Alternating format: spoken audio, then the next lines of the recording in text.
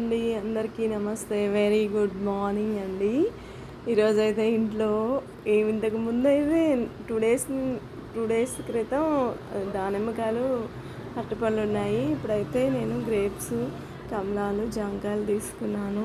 నాకు ఇంట్లో ఎప్పుడు ఫ్రూట్స్ ఉంటే చాలా హ్యాపీగా ఉంటుందండి మైండ్ అసలు. ఇవి గ్రేప్స్ అయితే మనకి స్కిన్కి, బ్లడ్ ప్రాబ్లం ఉన్న వాళ్ళకి, హార్ట్కి చాలా మంచిది అంటారండి.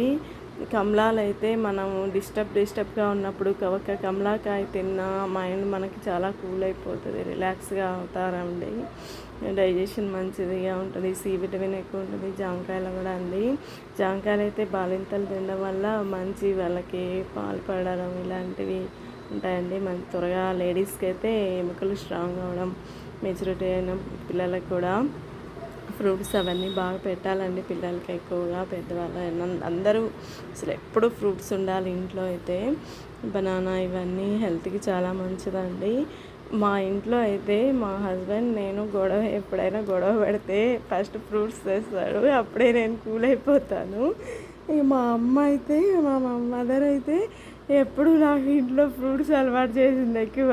అసలు అలాగే అలవాటు అయిపోయింది. ఇంక నాకు ఇష్టమని అది పనిగా ఎప్పుడు ఫ్రూట్స్ కంపల్సరీ రోజు ఉండాలి.